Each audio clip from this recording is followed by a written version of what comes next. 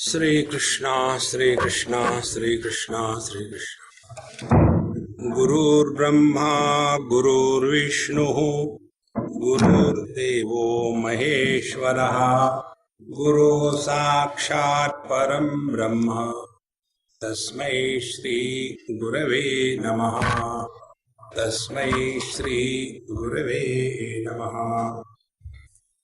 Bhagwad Gita was told thousands of years before, and in today's digital world, morning news becomes stale by lunchtime. So such an old text, how much it is useful in today's world? So let us find out the basis.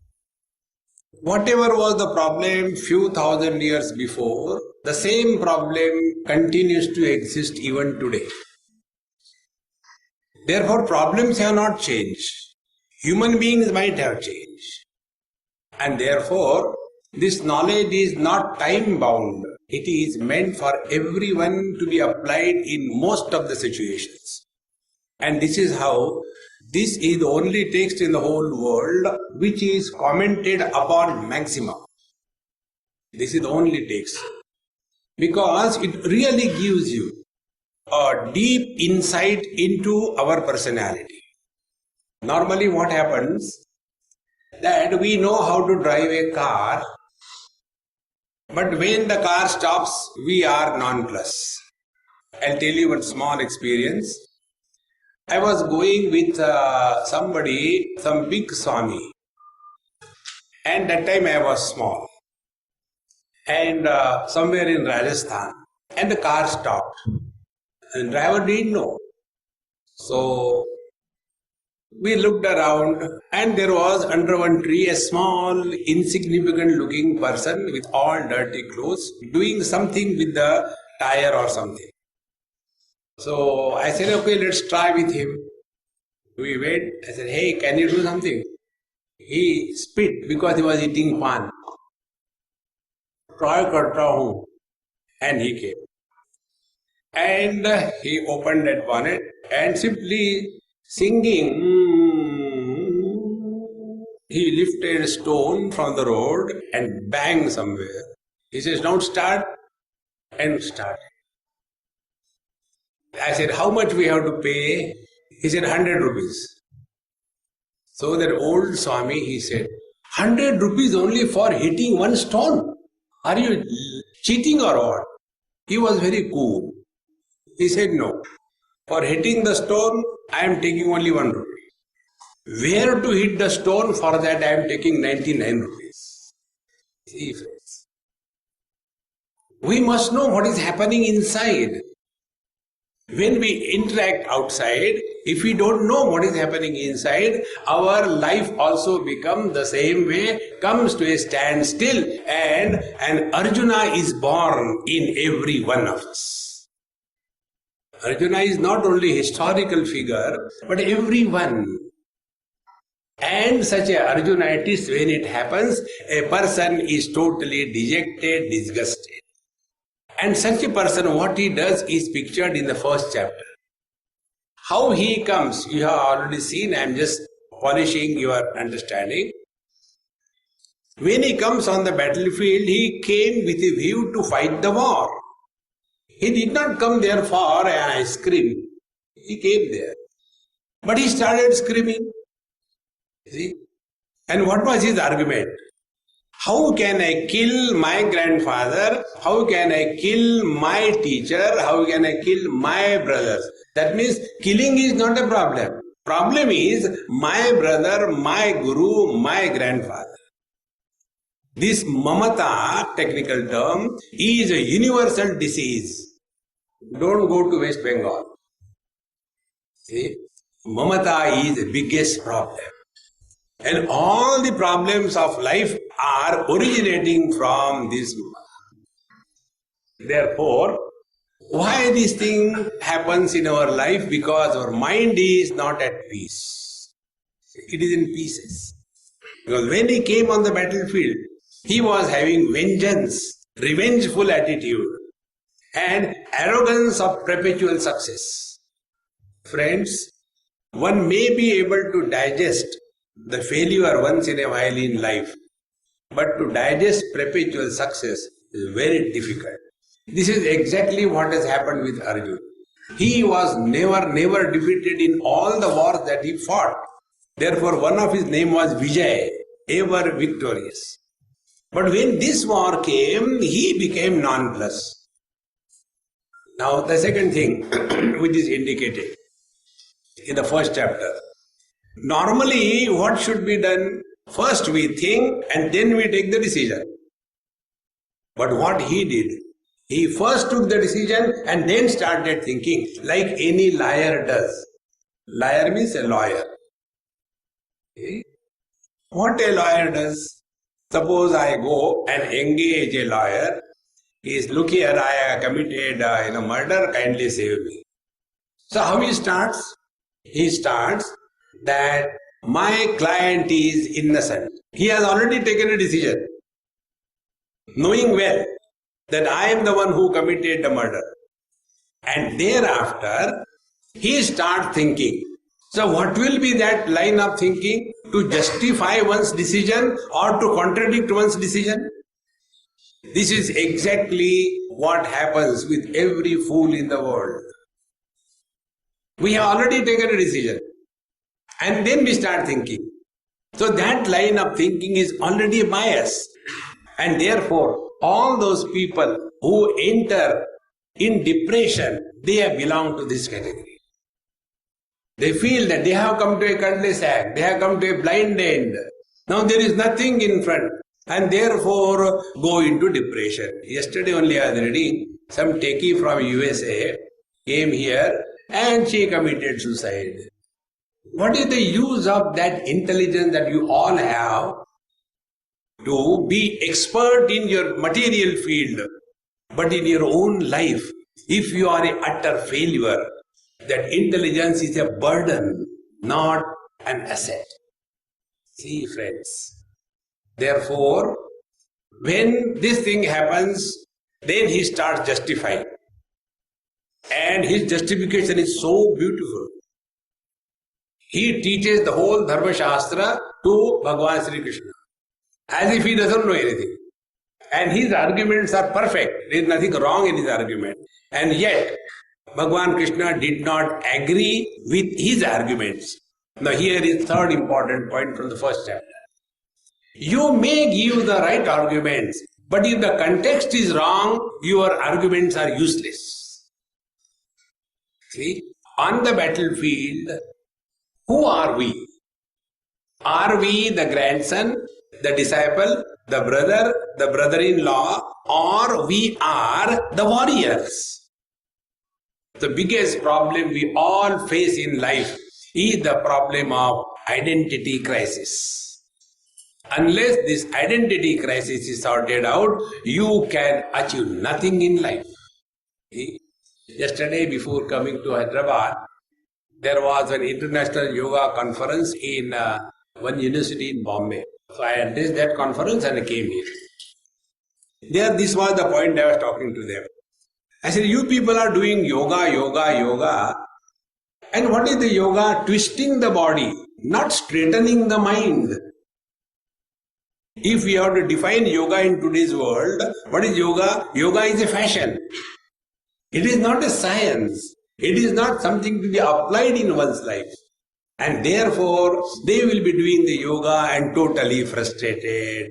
They will be doing the yoga and their Madhya Pradesh is bulged out. And what they are doing, no control over eating.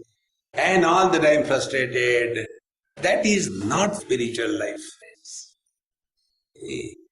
We should be such that even a dead person looking at us should get happy and get up.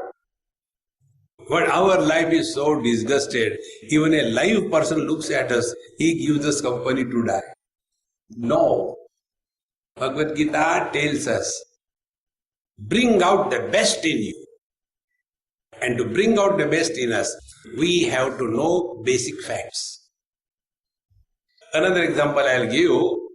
Before a few days I was in Goa and one lady came and met me and she is a doctor by profession and she is a professor in the medical college.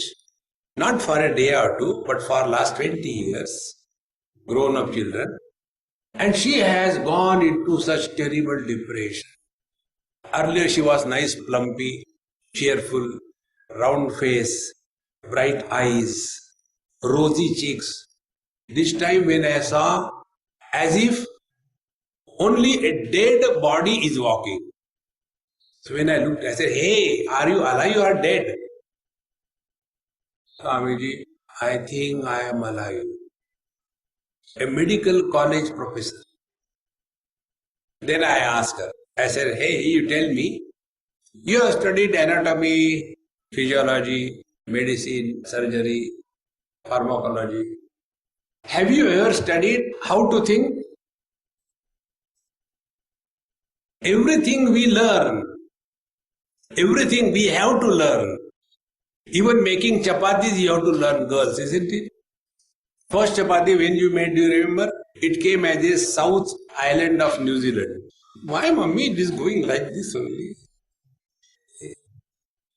And with practice then you know how a globe can be prepared, is it not? It takes time. So every small little thing we have to learn, but when it comes to thinking, we think.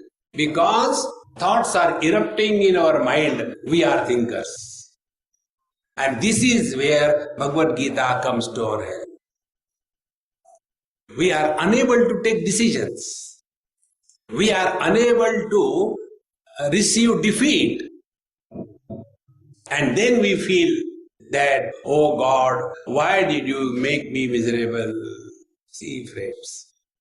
Therefore, when Na yotse iti govindam uktva tushnim babuvaha, toward the end of the first chapter, Arjuna thus said, Na yotse, I shall not fight.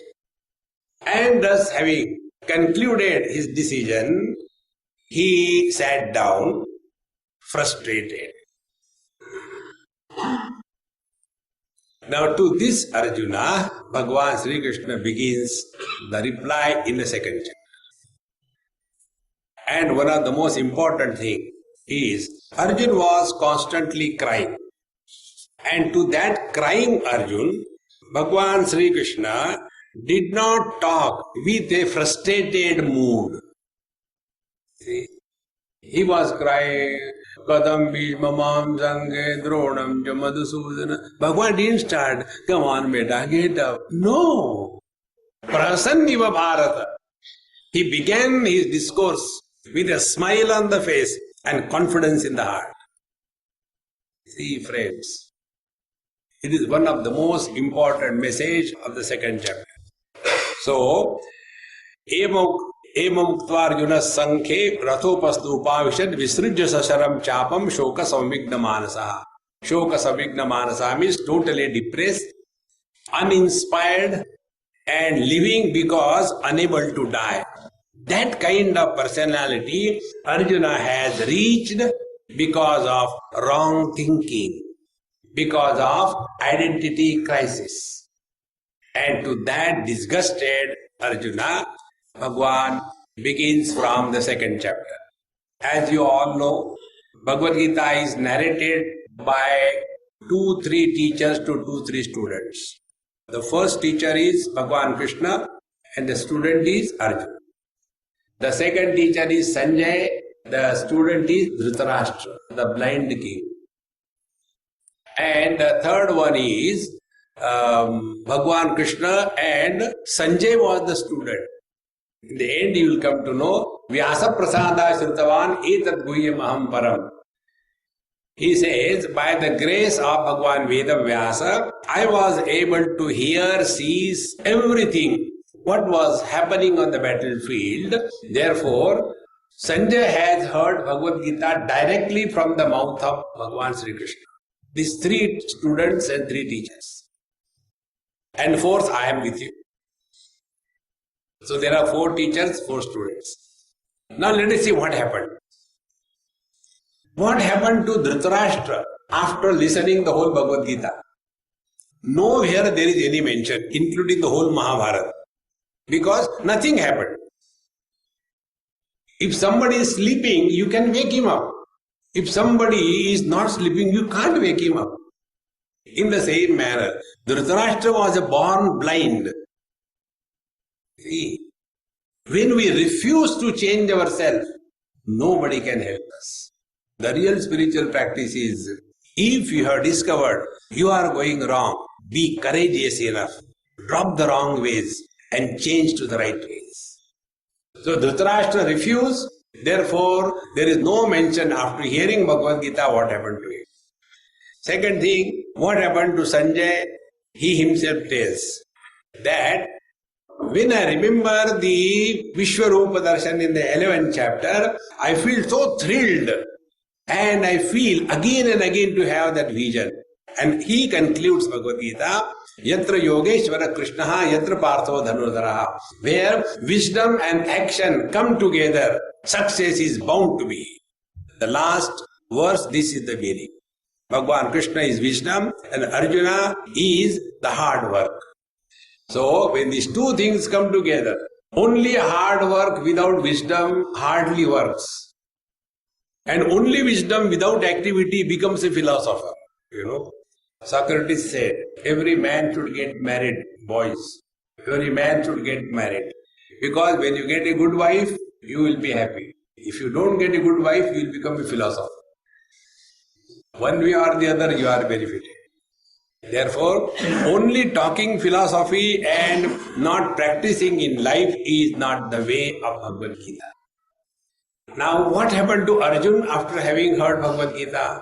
Arjun himself confesses, Nashto mohaha smritihi labdha tat prasadat maya chuta. All my delusion gone. That means what was the problem with him? The problem of delusion. See. And Smriti Labdha, now I remember, recollect, I collect my wits, what for I am here? That is what happens. We forget what for we are where. And therefore, Karishye Vachanam Tava, now I shall follow the path indicated by you. Therefore, these three people, these three things have happened. Now the fourth is, you are the students and I am talking to you. Now what happens to you? We get nice grades. Narayana. Grades will come and go. That is not important. If you are able to bring out the best in you, you have done justice to yourself. See, friends, nobody can help us in life except ourselves. Uddhared atmanatmanam natmanam avasadayet. Help yourself grow wise. And with this, we enter the second chapter, Sanjay Uvacha. Do you have the books in your hand? No. If you don't have, if you get, it's good. So that you will know that I am not bluffing, I am talking only from Gita. So from next class onwards, kindly get Bhagwad Gita books if you have. If you don't have, suffer silently. Sanjay Uvacha tam tatha krupaya vishtam ashurpurna kulekshanam vishidantamidam vakya Uvacha Madhusudanaha. Madhusudan, one of the names of Bhagavan Sri Krishna. Madhusudan means the one who is the destroyer of Madhu. Sudanam is to kill. Madhusudanaha, the killer of the demon Madhu. Madhu means attachment. The one who is able to kill the attachment is the divine self that we are. When we are in tune with ourselves, then nothing in this world can disturb us. Be very attentive. Just observe and analyze your experience. That Madhusudana, you will discover that you are the Madhusudana. Our eyes see all the colors and forms, isn't it? Are our eyes attached to any color and form? Suppose my eyes have seen a red color. Have they become red?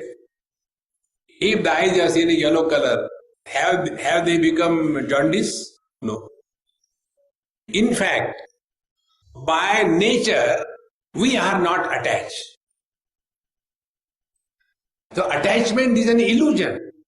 We only say, I can't live without it. You must have seen when in some old couple, one person dies. The one who is alive, you know what are their dialogues? I can't live without you. And continue living, they don't die also. See, friends.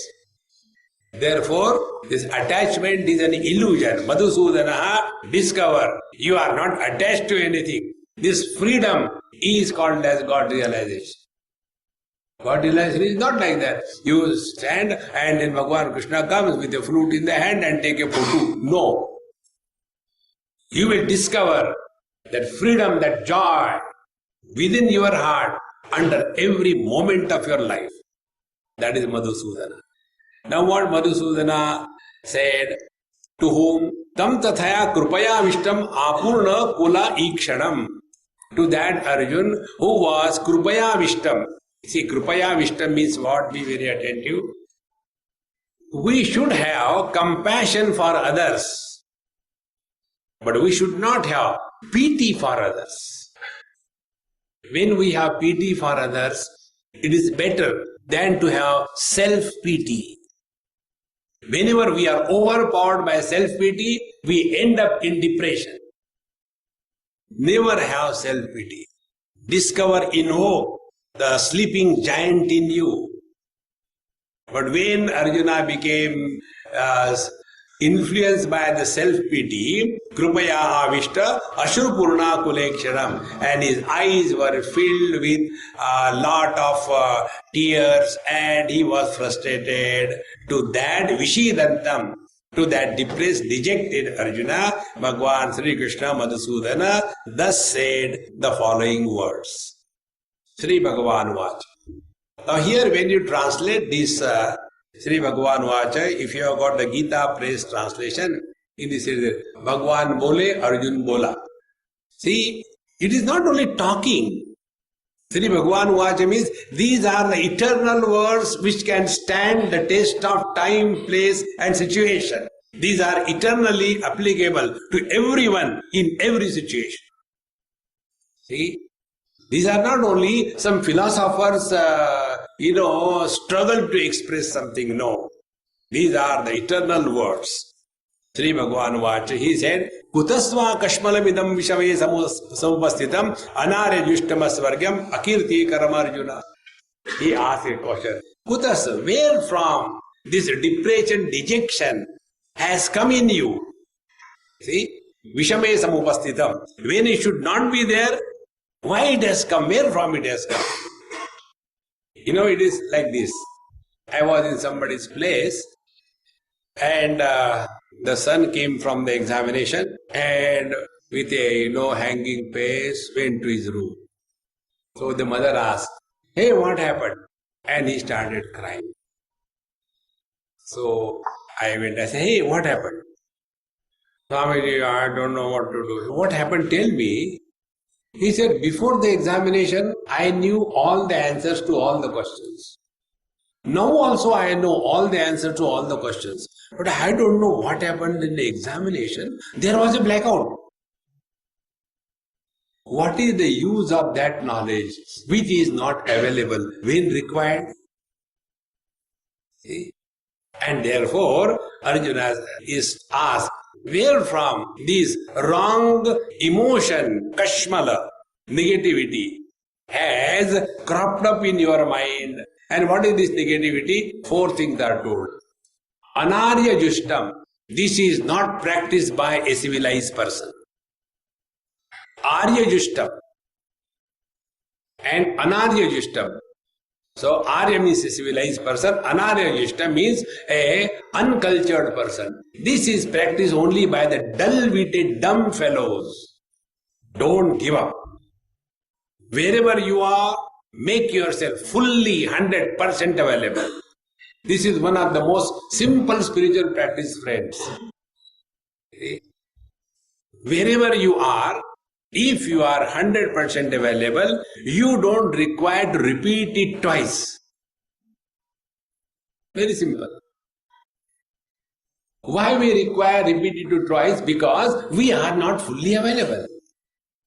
Anything that you do with 100% presence, that will give you joy, that will give you learning, that will give you conviction, that will make you all the time free.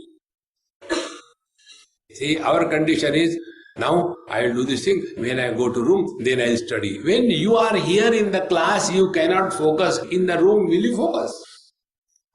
See how simple it is. Therefore, this is one simple practice. Wherever you are, make yourself fully available, not partially. But if we are looking into ourselves, our condition is like, ek dil ke tukde hajar hue. So our mind is constantly running here and there. Therefore, friends, make yourself available in whatever you do. I am not telling you Gita class. Anything. Eat with all interest. Enjoy every bite. When you walk cheerfully. Every step you know how you are taking. See? When you write every word so beautifully done. Not, Gazati Lipi, no. See? When you start doing these things, this was one of the quality of Steve Jobs. If you have read his autobiography or whatever book, this was one thing in him. Whatever he was doing, he was never compromising with perfection. And perfection can be when you are fully available in whatever you do. So, anarya justam, Arjun, this depression and the wrong approach to the situation is not appreciated by the wise people. This is the wrong way. Anarya justam, aswargyam. And this will not take you to the heavens. Running away from the challenges of life is not the way of the wise. See? There are two words. One is problem, second is challenge. Once, I was seeing some Olympic, games, and there was one old lady sitting with me. And she said, Swamiji, what they are doing? I said, Mama, this is called as hurdle race. And in this, these girls come, they jump that hurdle like the deer, and then again jump and again go like that. Why did they keep those hurdles? Remove those hurdles. Let them poor girls run like that. So for this old lady, hurdles were a problem. For those athletes, hurdles were a challenge. When you take life as a problem, you submit. When you take life as a challenge, you conquer. See? Therefore, aswargyam, this negative approach to the situation is not the way that you can achieve. Swarga doesn't mean going to a particular place where there are apsaras. Don't have that stupid feeling, Do you know in Hindi, government officers are called as apsar. So who are apsaras? The wives of the government servants, they are all sitting over there. That is not the meaning. Swarga is, you are at peace with yourself. It is not a specific place, specific time, but you are at peace with yourself. Aswargyam, then akirti karam Arjuna. And by this withdrawal from the battlefield, don't think people will appreciate you. They will condemn you. That here is Arjuna, it is something like Tendulkar giving a walkover and walking away. So it will be akirti, it will be a highest blemish on your character. And thereafter in the third verse Bhagavan says, Klaibyam masma gama partha na etattvai upapadyate kshudram hridaya daurbalyam tyaktvotishtha parantapa. See, this is the best instruction for every human being on the earth. Klibata. Klaibyam means klibata. Klibata means lack of inspiration. If you simply translate the Sanskrit to English, it will mean important. Both words are right. There is nothing wrong. Now see how, in what context Bhagavan has used this word. In the last 1 year of incognito existence, Arjuna had lived as a eunuch, an imported, in the kingdom of Virat. And he was teaching Bharatanatyam and music to Uttara. And that he was a eunuch was known only to him and to Bhagwan Krishna. Nobody knew it. And when the war began, Bhagwan Krishna is as if trying to tease him. Hey Arjun, are you still continue to be eunuch or what? Come on, don't forget, you are a man, not eunuch. One meaning. Second meaning is lack of inspiration. A person who doesn't have inspiration can achieve nothing in life.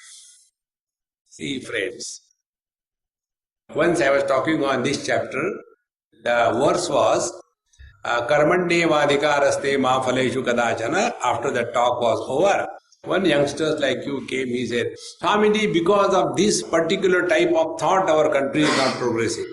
What was the thought? Work and don't expect the results. Karmanyevadhikaraste ma phaleshu kadachana. I said, this is not the meaning. Don't function under the influence of desires. Function under the umbrella of inspiration. Inspired performance will outwit your own earlier performance. And when you can outwit and grow in your own performance, then alone you are really achieving success in life. Otherwise, life becomes mechanical, friends. See, wherever life is mechanical, you cannot have charm in life. See, one example I'll give you. In one place in Goa, there is one huge industry and they are manufacturing files, steel files. And such a big one, more than a few hundred lathe machines, and every machine there is one labor working. And it is basically a manual work, only physical work is there. So, when they showed me, they are exporting every day one big container of files around the world. You can imagine how much quantity. So I said, okay, take me around. I went around. I said, can I talk to one of the laborers? Yes, you can talk. So one place I stopped. I asked him. I said, if I talk to you, will your work suffer? He said, no. I can close my eyes and do the job. I am doing it for last 20 years. I asked him, don't you get bored? He said, whether I get bored or not, I have to earn bread. Therefore, I come, do the job mechanically, and go home. And then what do? Then I drink. Because the whole day I was doing the same rubbish job. There is nothing new in that. Friends, whenever you become mechanical in your life, you will lose the charm of living. Don't remain mechanical. This is what happens with the government servants. They go to the office, after going, first thing, Ramo jana chai le aana. You are not begun anything and you won't take a cup of tea. Because there is no charm in life. Therefore, klaibata, klaibhyammasmagama means don't start your life without an inspired mode. Every moment we should be inspired.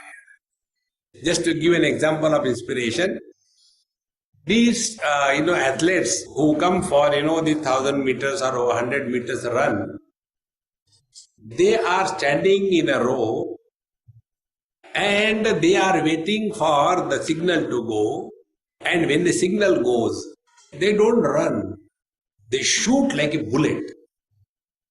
Isn't it? If I had to stand with my attire along with them, first of all, I will see where to keep the khada, then hold my lungi. By then they will reach already. And if we begin our day in an inspired mode, see? But how we begin our day? In USA, there is a hotel chain. And the hotel chain is TGIF. Thank God it's Friday. Because Americans leave Monday through Friday forenoon, and Friday afternoon they go for a weekend and come back to office on Monday weekend. Because in weekend they get totally exhausted, become weekend again they come. And when they come to office, the only topic is, what did you do, where did you go, what did you enjoy? Such disgusted people, for them I have started a new hotel chain there. OG I am. Oh God, it's Monday and again start. Is this life? Live every day in an inspired mode. Begin your day with inspiration. Try. And if you don't have inspiration, first thing, how to initiate inspiration? Get out of the bed. Getting out of sleep is never a problem. See, Kathopanishad says, Uttishtata Jagrata Prapya Varanni Bodhata. First get up and then wake up. Waking up is never a problem. We naturally wake up. But getting up out of the bed is a real challenge.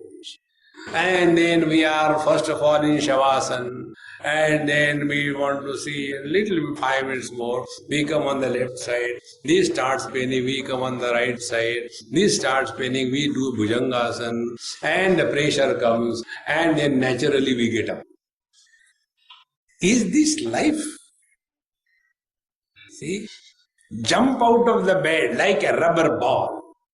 See what a joy in life it is. And if this lethargy is too deeply rooted, it will be difficult to get rid of. Therefore, early morning get up, do some physical thing. If you are not contemplative, go for, you have got a beautiful compound, go for a walk, run, do something or the other. And destroy that laziness, lethargy. Klaipyam masmagama partha, na etat tvai upapadyate. This is not expected of you. See? If somebody says that I am doing exercise every day and his structure is like a agarbatti brand, that if forget motorcycle, if a bicycle goes near him, he is flown away. What do? I do exercise. Who will believe? In the same manner, if we say, I have studied Bhagwad Gita, but I am all the time depressed, then it is something wrong with it. Therefore, na etatvai upapadyate, kshudram hridaya daurbalyam. Give up this negativity. Kshudra is insignificant, useless. Hridaya daurbalyam, the self-confidence, when we lack, we are weaklings. See friends, in this world, weaklings are erased. See, survival of the fittest. Upanishad says, Nayam Atma Balahine Labhyaha. Don't imagine, success is for those who are useless. But many people have this understanding. I was in Allahabad, yes, in somebody's house, one Agrawal family. So when we were taking food, their son, huge structure, 6 plus, 4 plus, standing like Vivekananda. So I told, Parmaji, come on, join for lunch. You eat. He said, okay, I have come for that. So his mother told me, Swamiji, he is such a useless person in our family. He doesn't go to school, he doesn't go to college, he doesn't study. He whole day eats, bullies me, my husband. We are fed up of him. We don't know what to do. He is good for nothing. Why don't you take him to the ashram? Meaning, those who are good for nothing, they go to ashram. I said, Mama, my mother also sent me like that. You are good for nothing, go to ashram.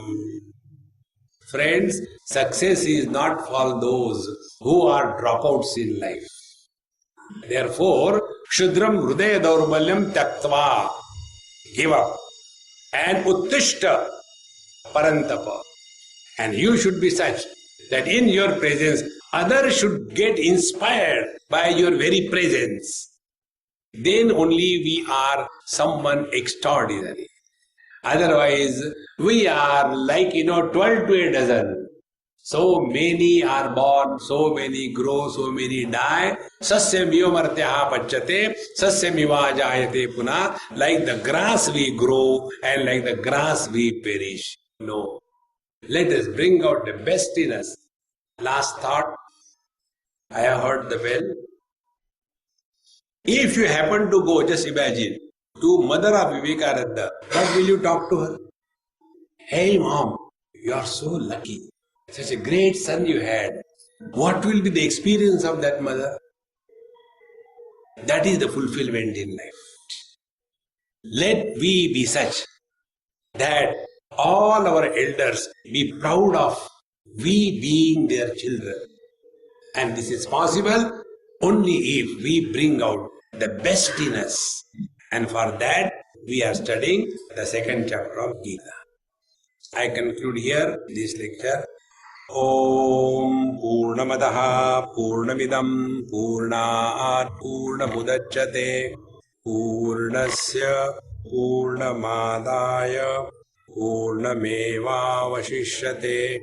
Om Shanti Shanti Shanti. Harihi Om. Shri Gurubhyo Namaha. Harihi Om.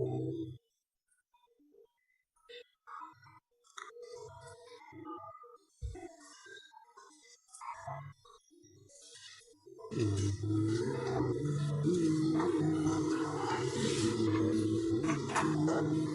I have the mic?